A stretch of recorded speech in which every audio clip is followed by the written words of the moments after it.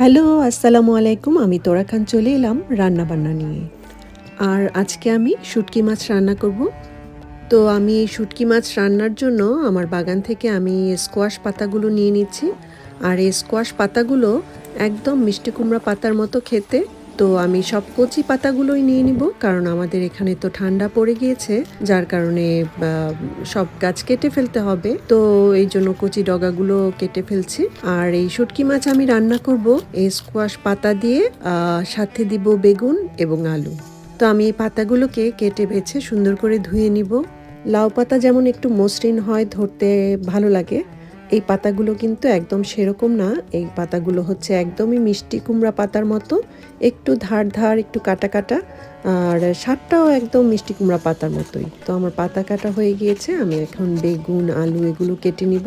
আর শুটকি মাছটা আমি আগে থেকেই ধুয়ে পরিষ্কার করে রেখে দিয়েছি। আজকে আমি নিয়েছি লটিয়া শুটকি। আমরা কিন্তু এটাকে বিক্রমপুরে বা মুন্সিগঞ্জের ভাষায় লইট্টা শুটকি বলি। তো আপনাদের কার কার জেলায় এই শুটকিটা কী নামে পরিচিত সেটা কিন্তু অবশ্যই জানাবেন। আর এই শুটকিটা কিন্তু আমরা বিভিন্নভাবে খাই। ভর্তা করে খাই, ভুনা করে খাই, সবজি দিয়েও রান্না করে খাই। আর আজকে তো আমার বাগানের সবজি দিয়ে রান্নাই করছি। আর শুটকির তরকারি হচ্ছে বেশি ঝাল দিয়ে রান্না করলে ভালো লাগে। তো আজকে আমি অনেক ঝাল দিয়ে রান্না করব। খান সাহেব এবং আমার দুজনের এই শুটকিটা খুব ভালো লাগে। আর আমার বাগানের এই স্কোয়াশ পাতাগুলো কিন্তু বিভিন্নভাবে খাওয়া যায়। তো মাঝে মাঝে আমরা এই পাতাগুলো চিংড়ি মাছ আলু দিয়ে রান্না করে খাই। তো এই পাতাগুলো ভর্তা করেও খাওয়া যায়, একটু ভাপে সিদ্ধ করে, বেশি করে রসুন ধনিয়া পাতা দিয়ে ভর্তা করলে কিন্তু ভালোই লাগে। মোট কথা হচ্ছে মিষ্টি কুমড়া পাতা যতভাবে খাওয়া যায় এই পাতাগুলো সেম ওয়েতে রান্না করে খাওয়া যায়। তো আমি এখন একটু সময় নিয়ে মশলাগুলোকে সুন্দর করে কষিয়ে নিব।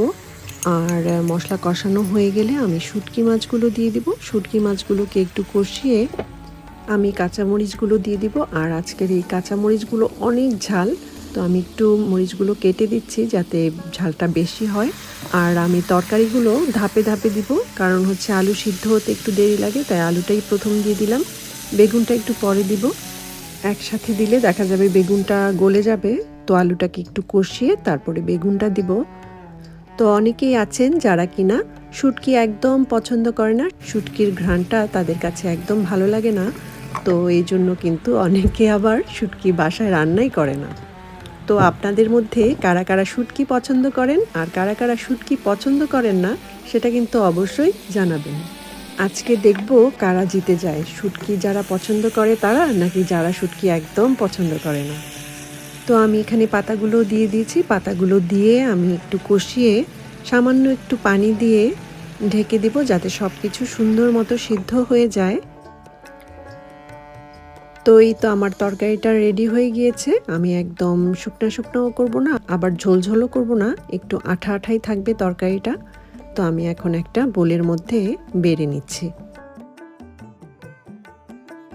তো এই তো রেডি হয়ে গেল আমার বাগানের সবজি দিয়ে শুটকি মাছের তরকারি। তো আজকের মতো এখানে বিদায় নিচ্ছি। সবাই ভালো থাকবেন, সুস্থ থাকবেন, হাসি খুশি থাকবেন। ধন্যবাদ।